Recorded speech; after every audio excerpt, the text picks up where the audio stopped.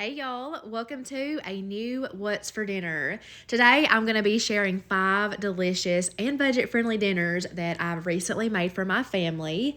And if you are new here, I am feeding my family of 4. It's my husband and I, our daughter who is 9, and our son who is 7. So I try to keep our meals fairly simple for the picky eaters of the house. So I hope that sharing our meal plan can be helpful for you guys. First up, I'm making a pot of chili. I have been craving fall food like crazy, and so has my daughter. She is just like me, I swear. So there's many chili recipes out there that we really enjoy. I came across a new one that I really wanted to give a try, so that's what we're doing. It starts off with 6 slices of bacon that I did chop up first before frying, and I just cooked it until it was nice and crispy, and then I'm just removing it out of the grease into a separate bowl, and I'm just going to set that to the side. I know that typical chili recipes doesn't call for bacon. I think that's one of the things that caught my attention to want to make this. I really like the smokiness that it added to the dish. So anyways, in that bacon grease, I threw in 1.5 pounds of some ground beef. So I'm just getting that broken apart, and I am going to go in and I seasoned it with some Lawry's garlic salt, lots of onion powder, and lots of black pepper. Alternatively, you could do a chopped onion instead of the onion powder, but I just don't do onions. I just can't do it. But I finished cooking that off, and then I drained the grease and added it back to my pot. And then I'm going to grab my jar of minced garlic, and I'm just going to throw in a big spoonful of it. I'm going to saute that in with the ground beef for just a couple of minutes, and then I'm going to throw in some diced jalapeno. I had that left over from the jalapeno popper smashed potatoes that I made in my last video, so didn't have to chop anything. I'm also going to add in this full 6-ounce can of tomato paste. The recipe did also call for a red pepper to be chopped and added in, but my local grocery store did not have any the day that I went, so I'm sure that would be good in this, but I just left it out. But I got the tomato paste, stirred in with the meat, and then I'm going to add in a can of diced tomatoes with the juice. It called for fire roasted, but again, my store didn't have it.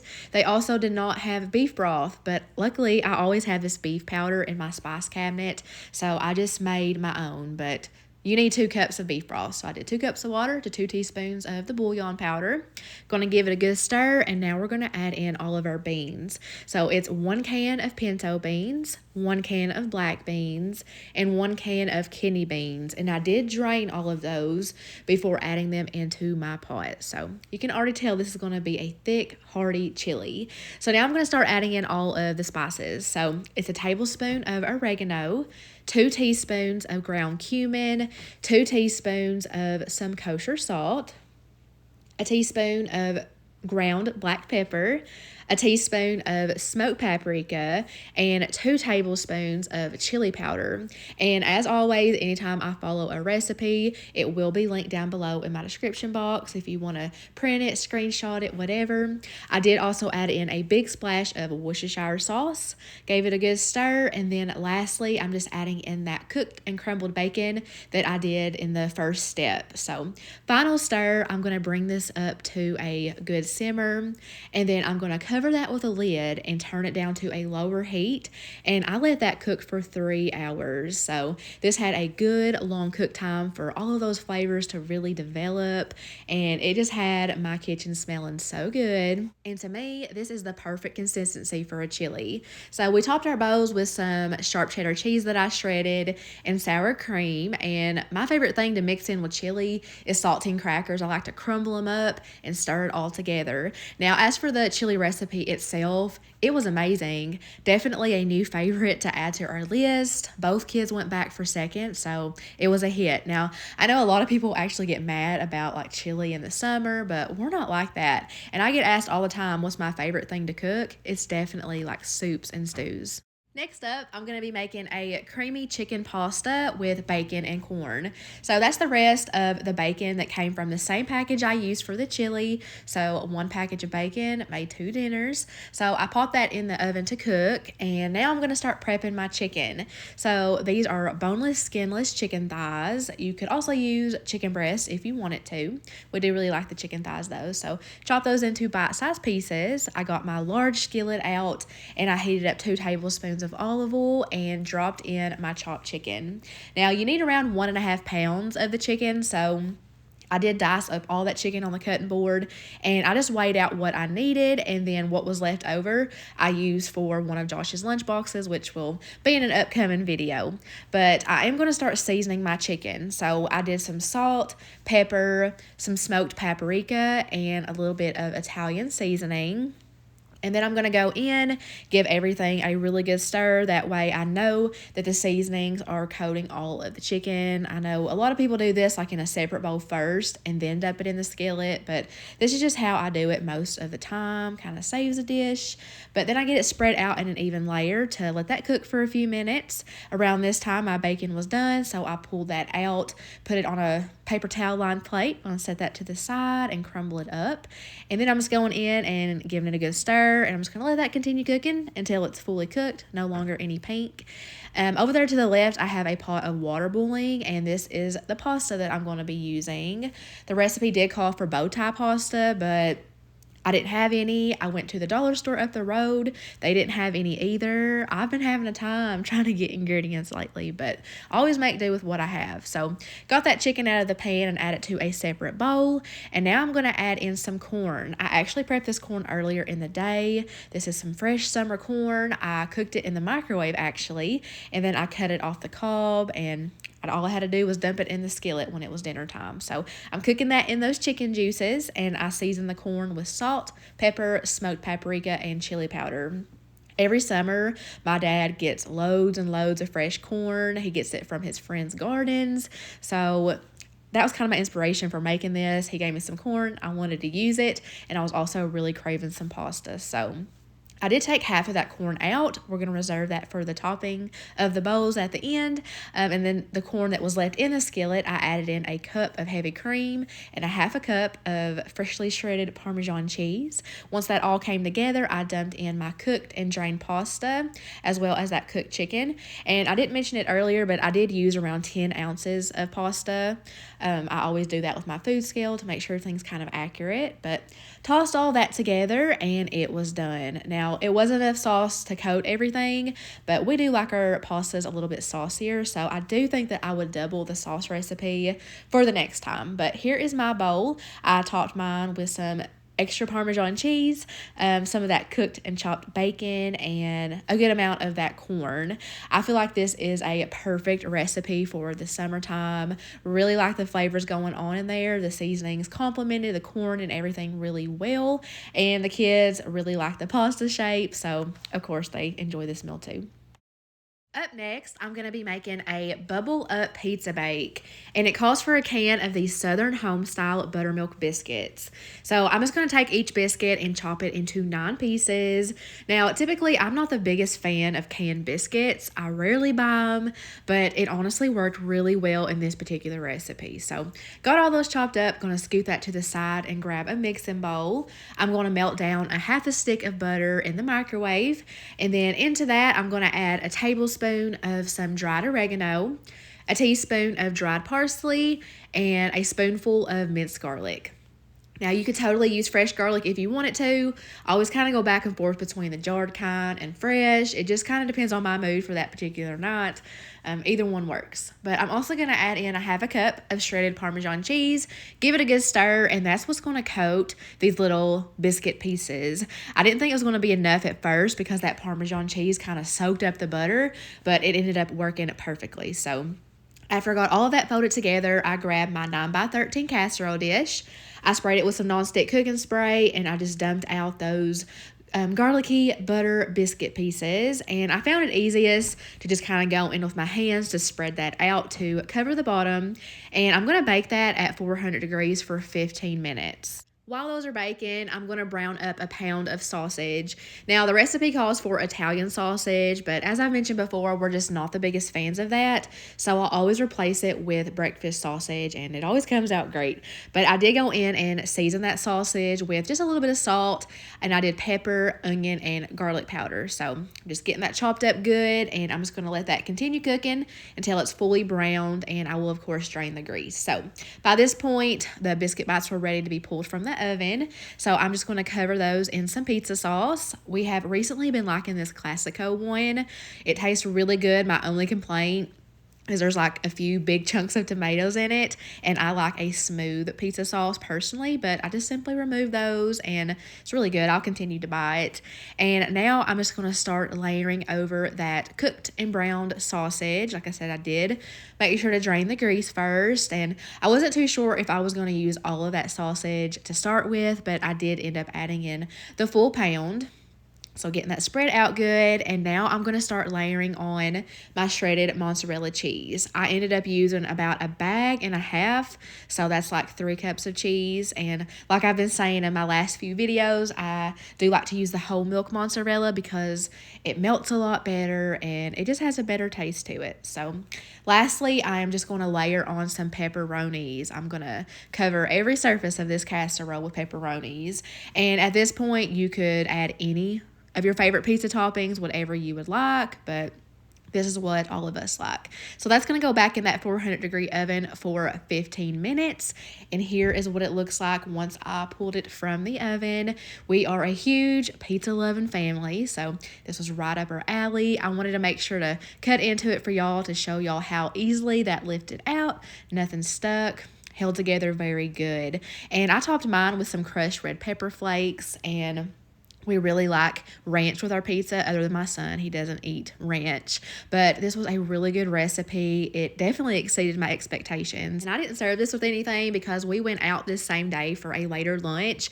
And honestly, all the recalls were making me too nervous to serve it with like a salad. On this night, I am making the popular chicken and Swiss casserole.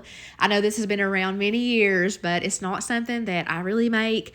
I'm not sure if I've ever done it in the oven. I can't remember doing that. I do know many years ago I did something really similar in the crock pot that turned out good, but the main reason that I avoid it is because I'm not the biggest fan of stovetop stuffing mix, because the dehydrated onions in it just tend to stay crispy no matter what, and I just can't get past that. I've had success using it with like sausage balls. That was good. But this method and the way that this is cooked, I didn't notice that. So I'm really thankful that I decided to make this and discover that it's something we do like. So I just shredded some rotisserie chicken in the bottom of my greased casserole dish. And now I'm just taking slices of Swiss cheese and I'm just layering that over top of the chicken. The recipe did state to use the whole package, but I kind of just used enough to cover the chicken. But looking back, I should have just went ahead and layered on the whole pack of cheese. Couldn't hurt, right? But now I'm going to make the like creamy mixture that goes over the top. So in my mixing bowl, I'm adding in 1 can of cream of chicken soup. I'm going to measure out a half a cup of some mayo. Duke's is our favorite, but obviously any mayonnaise is fine. And I'm going to use that same measuring cup to measure out some milk. And then for the seasonings, I'm going to be doing a teaspoon of poultry seasoning. Going to do a teaspoon each of onion and garlic powder, and then I'm just going to season it to taste with salt and black pepper. So I'm just going to get that combined together really good, and I'm just going to pour that all over top of the cheese and just use the back of my spoon to spread that out better. I know some people don't like cream of chicken soup, so you could absolutely substitute that with like any cream of soup that you do like cream of mushroom, cream of celery. I would imagine any of those would be just as good. So here's my box of stovetop stuffing. I don't know if the recipe that I followed specified which flavor to use, but I got turkey. It's what I had in my pantry. I added about a 1/4 cup of shredded Parmesan cheese to that dry stuffing mix. I melted down 4 tablespoons of butter in the microwave, drizzled that over the stuffing mix, and I'm just using a fork to kind of moisten all that up, and I'm just going to sprinkle that all over top of the casserole. And with my fork, I'm just getting that spread out good, obviously. I do have my oven preheated to 375 degrees, and I'm just going to let this bake anywhere from 30 to 35 minutes. Just kind of depends on your oven, but this is what you want it to look like when it's done. You want it to be kind of golden brown on top and everything to be bubbling around the edges. I feel like this is the perfect like mini holiday dish. That's what it reminds me of, which I love, especially since it's so easy and quick to throw together. I did serve it with some homemade mashed potatoes, and then we just got some cooked carrots and green beans. It was a really, really good meal. We all enjoyed it, and I can see why it is so popular. It's so tasty. Lastly, I made some homemade sub bread for the first time, and I did not film myself making it, but I will link that recipe in the description box. I made these specifically for one of the kids' lunch boxes for school. They just started school back, but what was left I knew I wanted to do something with for dinner, and the first thing that popped in my head was Philly cheesesteaks. That's something that I have not made in a long time. So the first thing I did was chop up a green bell pepper, and apparently that's a controversial thing to add into a Philly cheesesteak, but I personally really like that. Loved cooked green bell peppers, and I don't have them as often as I should, but as you can see, I just kind of thinly slice those into strips. I put that in a bowl, set that to the side, and these are the steaks that I'm using. I got a really good deal on these. As you can see, 3 good size strip steaks for like $12. That's great. Also found those steak and shake fries at Save A Lot for the first time. I've never seen those before, so got those thrown in the air fryer, and now I'm going to start slicing up my steak. So I wanted to remove as much fat as I could. That's one thing I like about this cut of steak. There's not a whole lot of fat to it anyway, so basically just kind of have to cut off that side part, and I'm just doing my best to cut these into thin little strips. I did do the trick where you pop them in the freezer for like 30-40 minutes. Didn't really help that much, if I'm being honest. I guess it needed longer time, I don't know, but I got that done, and then I've got my large skillet out. I've added a little bit of butter to it, melted that down, and I'm going to start cooking those peppers. I did season them with salt, pepper, and onion powder. If you like actual onion, you could dice one up, cook it with the green bell peppers. I know a lot of people like that on their Philly cheesesteak.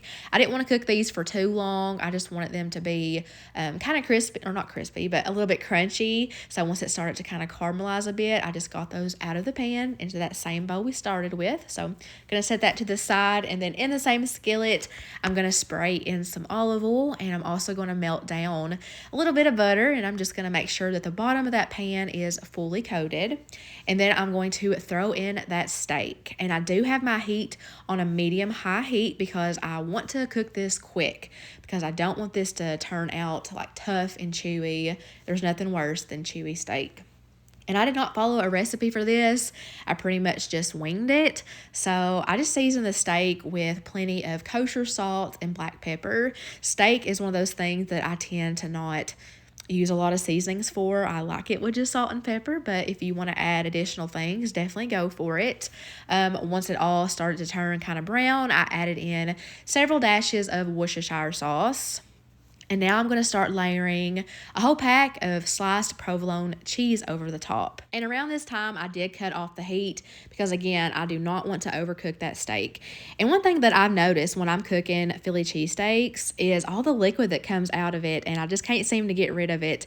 I don't want to cook it out because, again, that could overcook the steak. So I don't know. I feel like this is something that would be best out on the black stone. Could have done that, but I honestly just didn't have the energy this particular night. But either way, we got some juicy sandwiches. So I did butter and toast those sub rolls. I slathered them with some mayo, and then I piled on that cheesy steak, and I'm just doing the green peppers on top because I was the only one that wanted them. No one else in the house wanted them, so whatever's left over I can use for other things. But there's my sandwich. It is beautiful, and this was very good. I was really proud of these. The steak turned out so tender and juicy, and the flavors were on point. I got lots of compliments. But that's going to wrap up this video. I want to thank you all so much for watching, and I will see you guys real soon in my next video. Bye, guys.